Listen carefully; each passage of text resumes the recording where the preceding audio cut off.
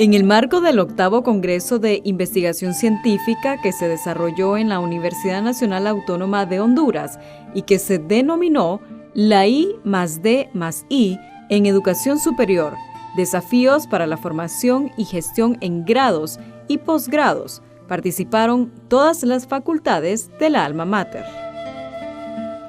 Auditorios como el Juan Lindo, el José Cecilio del Valle, entre otros, salas audiovisuales, de proyecciones, salones de usos múltiples, de clases, laboratorios, etc., fueron sedes de las ponencias nacionales e internacionales con que contó esta reunión de investigadores de todo el área centroamericana.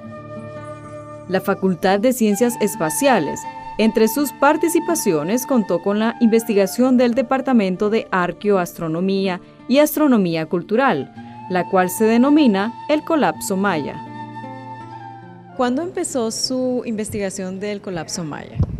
Esto comienza a mediados del año pasado, del 2013, bajo el interés de lograr entender qué es lo que pasó con una civilización letrada como la civilización maya, con una trascendencia en el campo del conocimiento humano de gran valía, como es la astronomía, la agricultura, la arquitectura, la ingeniería. Entonces nos hicimos la pregunta, pero aquí, ¿qué fue lo que pasó? ¿Verdad? ¿Por qué procesos tuvo que pasar un grupo humano con alto grado de desarrollo cultural y científico que fue necesario que abandonaran sus ciudades que tanto costó construirlas? Entonces esa motivación nos sirvió para encarar entonces esta investigación. En el campo científico hay unos comunes denominadores que ya son creíbles. Primero, no hay una causa única, explicativa para decir por qué los mayas abandonaron sus ciudades y templos. Lo otro en lo que se coincide es que fue un fenómeno social urbano. No fueron en el campo que se dieron los problemas, se dio el abandono de las ciudades templos. Lo otro en que se coincide es que fue en fases multitemporales, ¿no? Es decir, no fue un proceso súbito, ¿va?, que se dio en un solo momento, sino que se dio de manera paulatina, ¿va? Tuvo sus fases temporales. Lo otro en lo cual se coincide también en el ámbito científico, es que cada ciudad tuvo su momento de colapso, ¿va?, y no coincide para todas, ¿va?, ni la causa ni el momento, ¿va? Unas ciudades colapsaron en un momento, luego otras ciudades y así sucesivamente.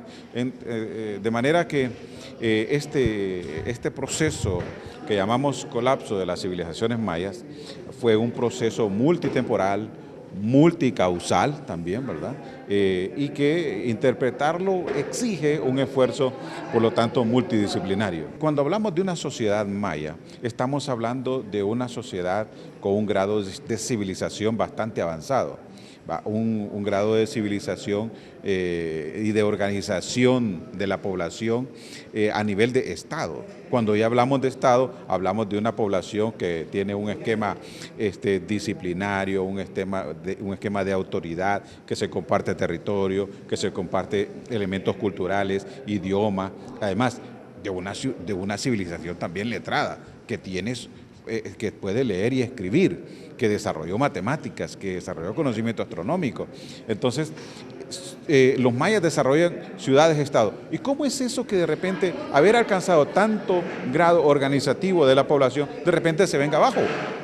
Eso, quienes tienen mucho que decir son los sociólogos, los cientistas políticos, ¿verdad? ¿Por qué? Porque lo que colapsó es el sistema político. Eso fue lo que colapsó en los mayas, la forma de organizar y dirigir el poder. Indudablemente hubo un momento en que la clase dirigente, la clase que gobernaba a la sociedad maya, demostró deficiencias. Y eso fue lo que vino a dar el toque final para el colapso. Ellos demostraron que fueron incapaces de gobernar, fueron incapaces de satisfacer las expectativas de una población que les exigía respuestas ante un periodo de sequía, o ante un periodo de inundación, o ante temblores, ¿verdad? O ante epidemias, lo que haya sido, ¿verdad? Entonces, al ser ellos deficientes como clase, se deslegitimó como clase dominante. Y el pueblo optó entonces por abandonarlos. La misma contó con el conferencista nacional y catedrático de la máxima casa de estudios, Marco Antonio Pineda, teniendo como panelistas a los también maestros Javier Mejuto, Arnulfo Ramírez y César Rodríguez de la Facultad de Ciencias Espaciales. Yo creo que en este tema hace falta todavía mucho trabajo. Obviamente ya no estamos en cero. Y lo grandioso de esto es que la universidad, a través de la Facultad de Ciencias Espaciales y el Departamento de Arqueoastronomía y Astronomía Cultural, ha demostrado que tiene un interés en trabajar en esta línea de investigación, y estamos haciendo nuestro aporte en ese sentido. Como país multicultural, no podemos decir que toda nuestra población es de origen maya. Ahora, sí tenemos mayas puros y que hablan maya, que hablan cholca, en el caso de algunas aldeas en el departamento de Copán. Yo creo que es un elemento que hay que destacar, valorar, cuidar, ¿verdad? Porque es parte de nuestra riqueza cultural, y algo muy, pero muy trascendental es la historia precolonial, ¿verdad? Que hace falta todavía trabajar un poco más. Hemos trabajado mucho en la parte de la historia de Honduras en el periodo colonial, el periodo republicano y el periodo actual, pero todavía nos hace falta construir un poco más esa historia precolombina. ¿Qué había en Honduras antes de que los europeos vinieran? ¿Verdad? Aquí había ciudades importantes. Copán era la frontera sur de la civilización maya. Entonces Copán tiene mucho que decirnos en la historia precolombina de Honduras. Al final decidimos, por la elaboración de fronteras que son arbitrarias, que Copán es hondureño en la actualidad. Desde ese punto de vista estamos legitimados para estudiar, ¿verdad?, a Copán dentro del contexto temático de la historia precolombina de Honduras. La conferencia dictó lineamientos claros como las posibles causas del colapso de la civilización maya, la explicación detallada de los períodos en la historia de los mayas, características de la ciudad en Copán y, sobre todo, el énfasis que la cultura maya no desapareció, persiste.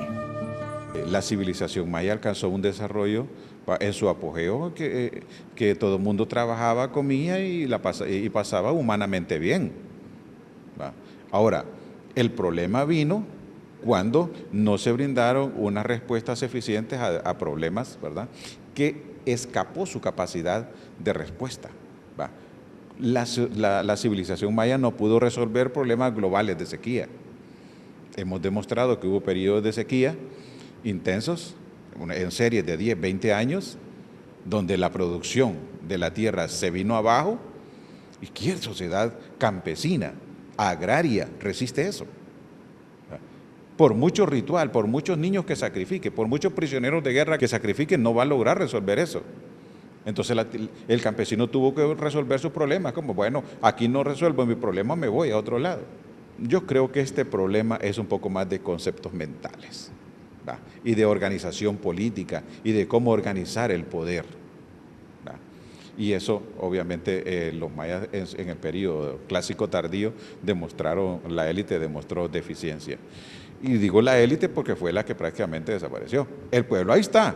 70% de la población guatemalteca son mayas, y ahí están. Y son científicos, médicos, trabajadores, labradores, agricultores y todo lo que sea.